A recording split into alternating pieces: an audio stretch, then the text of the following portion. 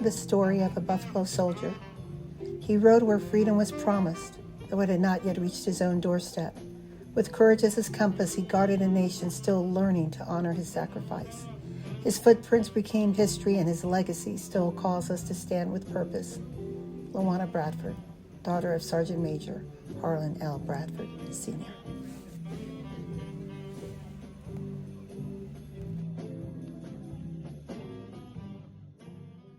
The type of a come on. It's hot out here. And at that time, and there were soldiers scattered all over this. So starting from where we are now, especially in this area over here, the hospital was in this area here. They had, I think, a 200 million bed hospital here. One of the largest hospitals in the United States was in this square block here. What happened to it? See, these were temporary World War II barracks that they were torn down about 10 years ago. So all of this was the hospital area. This side of the road over here were nothing but barracks. Oh, tell me, were they single story or double story? No, these were double story. Double story? I know, that's what I don't even remember. And now, to put things in perspective, maybe when you were here, this road right here going through there, there was a chapel sitting right here in this corner. Right here, the Army chapel. I remember the chapel. All of that area out there were nothing but barracks, two-story barracks. Okay. Glenn, we'll drive by the Officers Club. And this building over here to our left, this was the colored Officers Club, so we're going to drive by that. You take this next road here. To the left, right here, to the left, your Army left. That way, that way, yeah. Turn left here. We're going by that building over there. Yeah. The other left, right? Your other left, your military left. Isn't that interesting? The biggest thing I remember is we did marches, and they taught us eyes right. Yeah. And I always practice eyes right. So now this entire area here was full of barracks. Now that's the Officers Club. Here, so we'll drive by. Up there on the right? Yeah.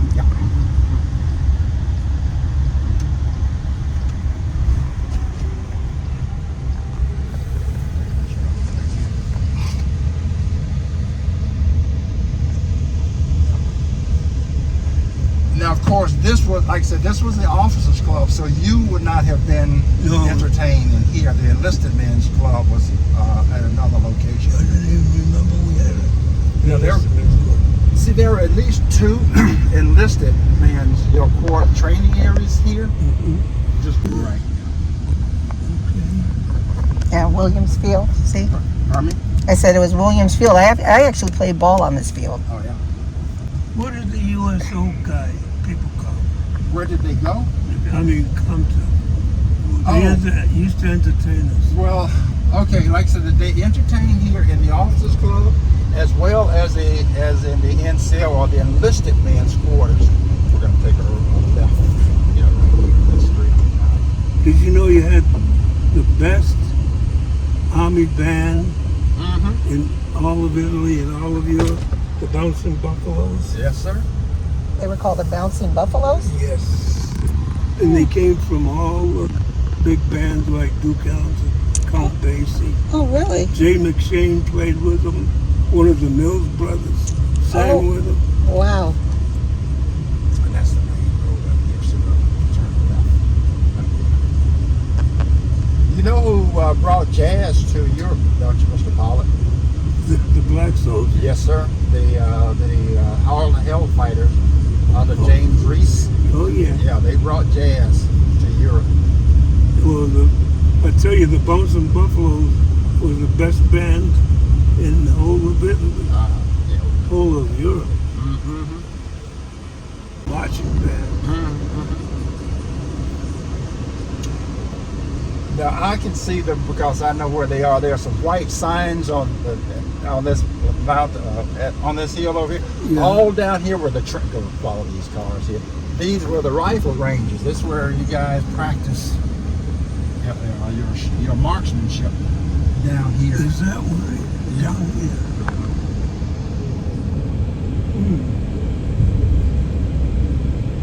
So when you were enlisted, this was your first duty station? No, I went to basic training in Fort Benning, Georgia. Okay. Harmony Church area. Did I tell you I was stationed in the church? You were? Yeah.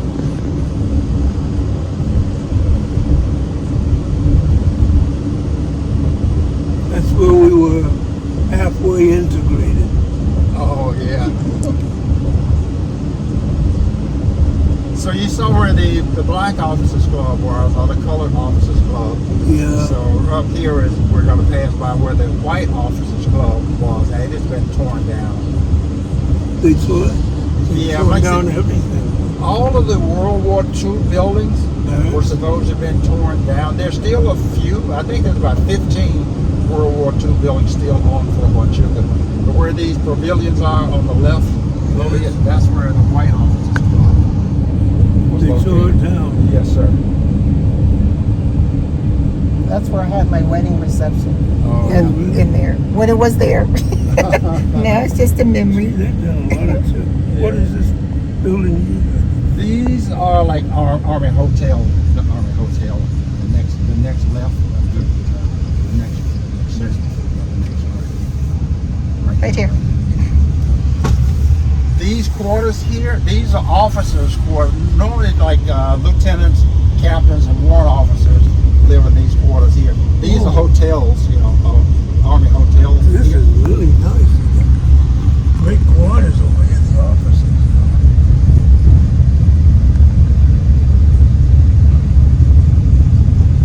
Now the two-story buildings here, right? Now these two-story buildings, they were built in the late 1800s, around 1890 is when all these two-story buildings were built. No, So what are these, Barry? these are officers' quarters today. This entire area where we are now, officers live up here. What's the troop strength over here? About 6,000. There's about That's a lot. 6,000 permanent party active duty soldiers here. Oh, that's a lot. Well, when we got here, LaWanna, they were here before. There was over almost 20,000 soldiers here. And today, Yeah. there's only about 6,000. And this is all officers? All of this is officers' quarters here. Now that tower in front of us, that's a water tower. That tower holds 250,000 gallons of water.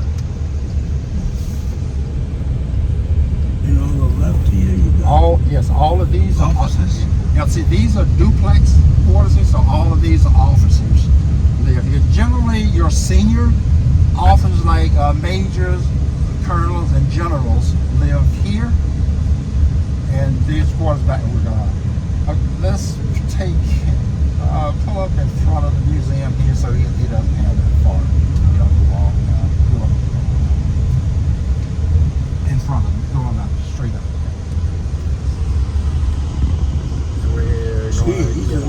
We're going to get out Nice right quarters. here, so he doesn't have that far to walk.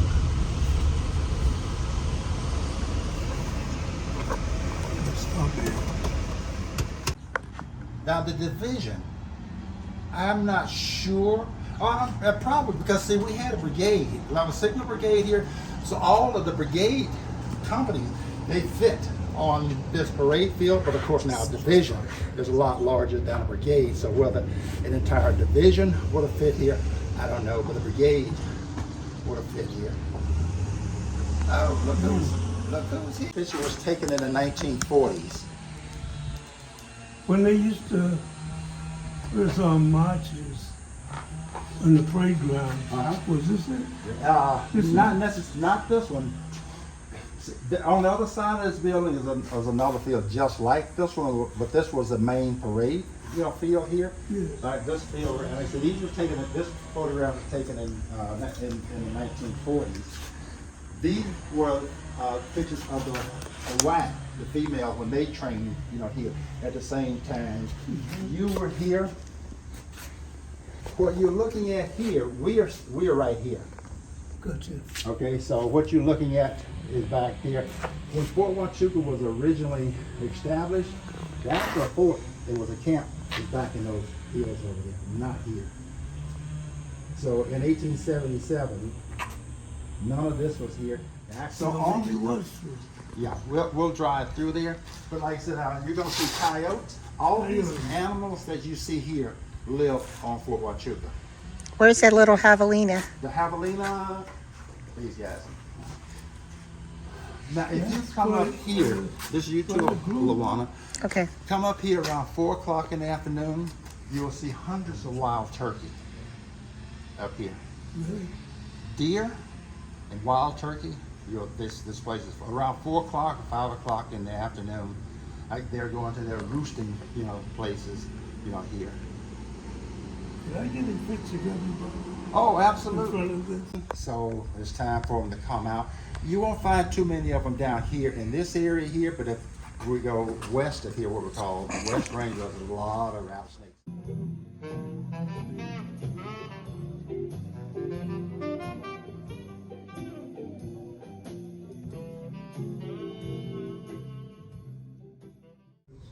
Which are usually held in Washington, D.C. or the East Coast. And every year I said, next year I'm gonna go. And because trying to raise a family, get them through school and stuff, everything seemed to block that wish. And now you guys made it possible. For us, it's our second home. Can you do that one more time? Huh? Ask the question one more time. Oh, I was saying that what you said about the Italian people, how warm and loving they are. My dad said the same thing, and that's why we consider it our second home. Great. You know what? Well, you would love the people. We would be in mess line with those damn mess kits. Finish eating, and the people would be so hungry. You give them what's left. I was over there with the 88th Division one time, and they finished eating, and they took the stuff and into the ground. Oh, yeah. That was the difference. Oh. So we're going to be talking as we drive around. But Okay. let me show you something real quick, and you probably walk by these rocks every day. They're hieroglyphics? Yes. Oh my Look goodness. at that. Oh my gosh. They're each one of these. Oh my goodness. Each look one at of these that. rocks. And see, Oh. when they tell the story, they don't tell this story. Yeah. So there's also a cave or something going out. There's a cave or something going out to that. Yeah, Hieroglyphics. now that Yeah. I've The thing seen. that took me, I took the long view. I said, that's a turtle shell. And then there are some over here also. Where did they find these? Pardon me? Where did they find these rocks? No one here at the museum knows who brought them here. Wow. What a Look at that one up close that way. We would pass that up and never look. You'd never Yeah. see it. No. But this is gorgeous place. Look at this. Outside of the museum. It's beautiful.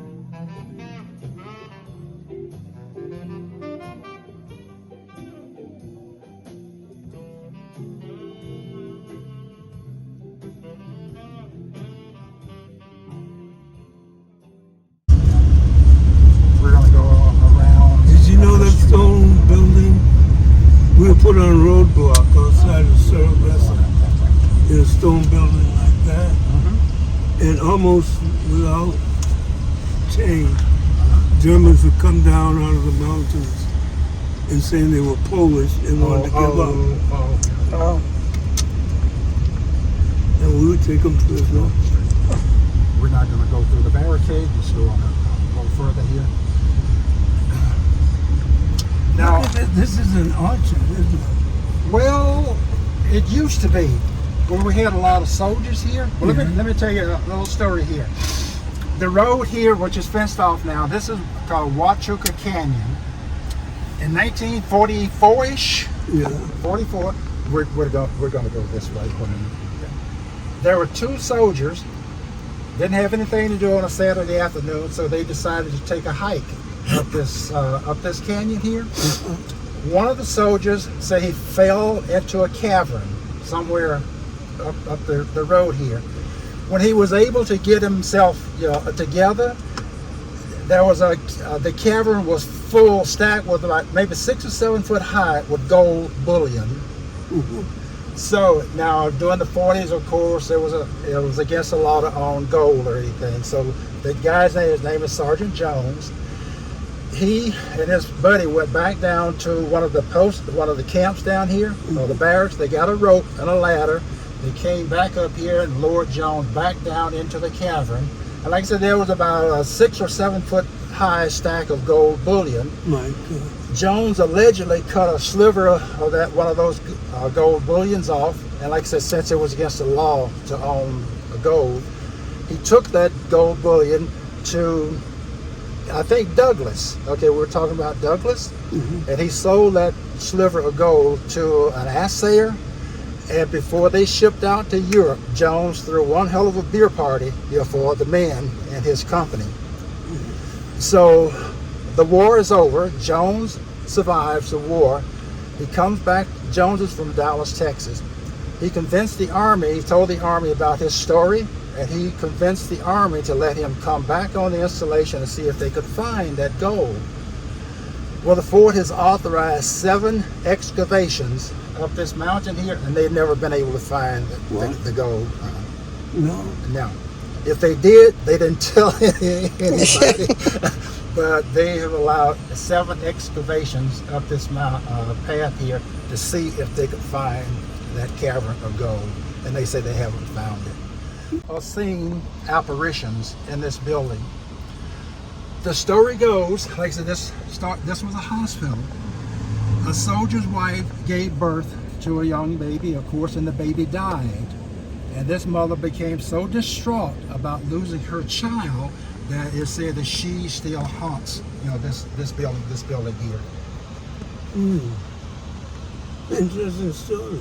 Yeah, and like I said, most families who lived in there say, yep, there are spots in that building that's colder than any other spots. There are things that move around, misplaced, etc. Yeah. Are these buildings air conditioned?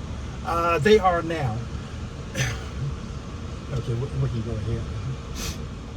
The name of the documentary film that you were in, which is called With One Hand Tied, you said there was another name they were considering? Another name that they were going to call it, Gigante Buono, means the good giant. And in that film that you saw, a lot of that film was edited and cut on the floor, left a lot of good things. My favorite scene in there was one of the big MPs. MPs were great big guys. I'm married for one. They were literally the good giants. And the little kid was sitting on his lap, and they were sharing a chocolate bar. And that to me was a great scene. They shouldn't have cut that out of the movie, The Good Giant, on it. But With One Hand Tied was, and I look back at my experience because it was such a cyclical thing. Integration, segregation, integration, segregation. And I bounced around. Like when I was inducted at the age of 18, I was sent by myself with, what do you call them, orders or whatever they call them, your orders. Probably. The military doesn't move without orders, right? Some orders. And we're going to Fort Benning, Georgia for basic training. And when I got on the train, rode it all the way down to the Mason-Dixon line. And until then, everything was integrated. We were enjoying the camaraderie of white troops as well as ourselves. Got to the Mason-Dixon line, time to eat supper, and they put a curtain around me. And I said, well, private dining room. Well, how do I deserve this? And But it was my first act of segregation, really. So where is home for you? Where did your I grew up Army in- journey start? Well, I grew up in New Bedford, Massachusetts, but then I went to Chicago where my mother was living, and I was inducted from Chicago. And all the smart kids, they either went into the Air Force or the Navy. And the Great Lakes training station was there, so they saw a lot of the black soldiers that came from Camp Robert Small. And they said, oh, this is it. They said, don't get drafted, they'll put you in the infantry. We said, oh yeah, we don't want to do that. And so a lot of the smart kids went into the Navy, and they were trained, and they could use their training. They trained you how to wash dishes, how to cook, and how to serve officers. We said, gee, good jobs after we get out. But instead I got drafted and went to Fort Sheridan. Is important. A lot of people don't know about Buffalo Soldiers, unfortunately. But what would you like them to know about Buffalo Soldiers? I like the double V means a lot. Means there was a victory over Jerry, but the victory at home has never been accomplished. And despite the loss of a lot of great guys in their teenage years, on it, the bravery of these guys, on it. So what I'd like to do, which would happen, would be the same loyalty, appreciation for liberation that the Italian people have towards the Buffalo Soldiers. The hugs that you get from the Italian people. And it hurts when you face discriminatory practices still in force, like we never did anything. That's why I have 6 grandchildren, and they're all great soccer players. And so I would go to their matches, and at Amherst College, there would be Sloan, who would kneel with her team, with the national anthem. She would kneel. And she got her black teammates to kneel with her on it. I had a group of friends that finally said, well, we understand Andy, because when the national anthem played, my children never stand up. Jan and Mark, I would be sitting there, and people would understand why. I have no loyalty to this country. And one of the things I wish I could overcome would be the kind of hatred for a person like a president like Trump, who tries to demolish everything that blacks have attained. And that's caused an anger that I've never been able to let go of. Wonderful music that the band played. Anybody see Soldier Story? The movie? Yes. Yeah. Remember, the ending was St. Louis Blues March. That's the same song they played when we went to the train. Really? Oh, I'm gonna have to find a copy of that. Get a nice picture. Yeah, well, you did.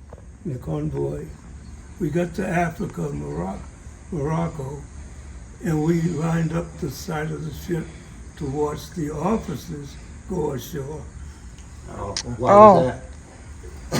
Huh? Why was that? That's a good question. We were up there looking, they were going out and having a good time.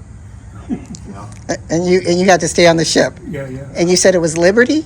A Liberty We ship. are Liberty ships, yes. Okay. That's what the ships were called that took soldiers overseas. They were called Liberty ships. Oh, so I guess that's what Dad was on too, huh? If he left the States going overseas, went over Yeah, in '48 yeah, he on went. a Liberty ship. We came back on Victory ships.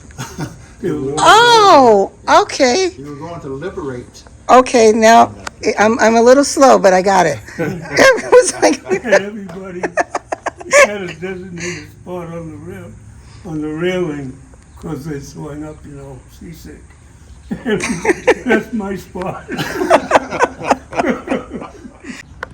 Now the division, I'm not sure. Probably because see, we had a brigade. I was sitting in a brigade here, so all of the brigade companies they fit on this parade field. But of course now a division is a lot larger than a brigade. So whether an entire division would have fit here, I don't know. But the brigade would have fit here. Over a pack of cigarettes. Well, he was found guilty of murder, and he was buried, someplace out here in the cemetery. The second murder occurred in 1944. Sergeant Skies murdered his girlfriend, Helen Craig. Now, Helen is buried out here, but her gravestone is unmarked.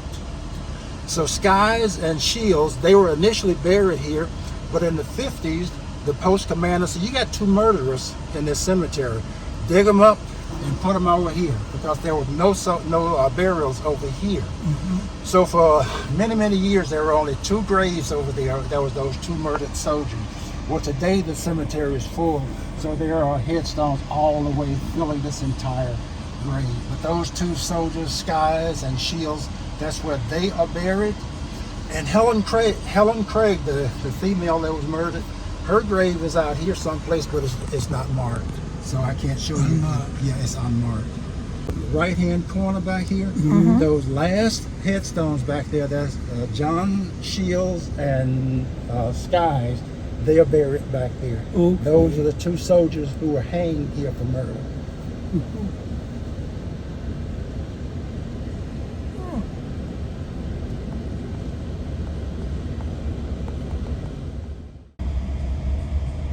Now, like I said, B Troop is no longer here. Inside the trap door, all that stuff was inside that building. There, straight ahead. Her name was Rose. Rose. I tell you, Rose Murray. She was a civilian employee working at the museum. So let's walk on up here. So Rose Murray is the one who created this statue. When she did it, she had no blueprint, no drawings or anything. Everything you see here was in her head. This is how she visualized what a buffalo soldier would have looked like. There's a war on. Oh my God. Yeah. Oh, we had to stand out in that sun. Oh yeah. Look, we had to stand out in that damn sun. If you could look at the faces of these guys. These are kids. Yeah, these are kids, man. Look at this. Oh my God, there's a lot of them. And this, well, I see all And that this great. heat. Yeah. Now this was their dining facility. This is their mess hall, their dining facility. This building here, and all these other buildings here. This is their There's barracks. some more kids. Yeah.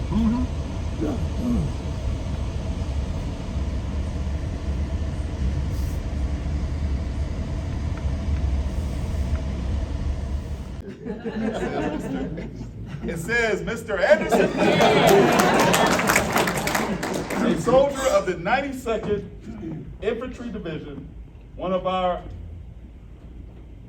my eyes, one of the storied Buffalo Soldier units. You answered the call to fight for freedom abroad, even as you face injustice and segregation at home. Your courage on the battlefield and your dignity in the face of prejudice stands as a testament to true patriotism and unshakable character.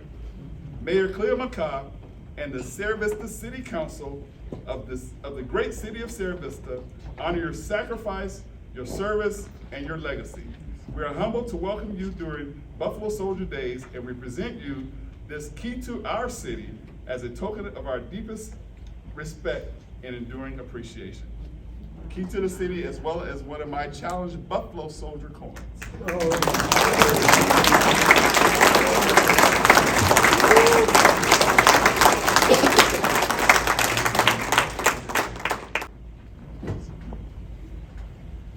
You remind me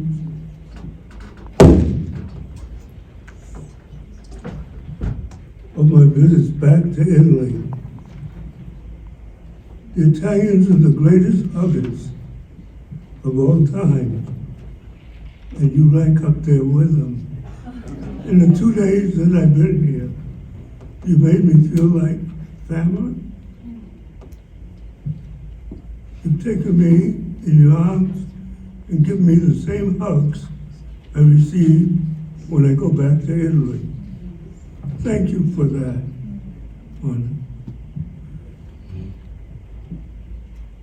I never realized that this would be my homecoming. I was here 82 years ago as an 18-year-old soldier, LaWanna. And this was my home from October 1944 to November 1944. Before they put us on a railroad car and took us to the ships that would send us over to Italy. And what I remember most about Fort Huachuca and Sierra Vista is I want to give thanks. You heard the music. It was from the Bouncing Buffaloes, the greatest band that ever hit Europe. And the band that the music you heard tonight reminded me of the Bouncing Buffaloes, which was made up of all the wonderful black musicians from Count Basie, Duke Ellington, Jay McShane, you know the names. And this band brought back wonderful memories. One of the questions that they're going to be asking me is, what do you remember about arriving in Fort Huachuca? Well, as you get older, your memory dims. And my memory has dimmed. And I don't remember. They said, well, don't you remember they taught you how to dig a foxhole? I said, I don't remember. And don't you remember, but the thing that I do remember are the marches on the parade ground, and led by that wonderful Bouncing Buffalo band. And if anybody remembers the movie Soldier Story, well, the last scene in Soldier Story was the soldiers leaving on the train to the tune of St. Louis March. And that was the same song that they were playing when they marched us out of here to go over to Italy. But there's going to be some questions, and I hope I can answer most of them. And again, thank you so much for the warm welcome that all of you have given me in the 2 days that I've been here after 82 years. Thank you again. So on behalf of the Southwest Association of Buffalo Soldiers, the city of Sierra Vista, Fort Huachuca, welcome Mr. Anderson Pollard. And Mr. Pollard, for me, when I say welcome home, I really mean it. So welcome home, brother. Thank you.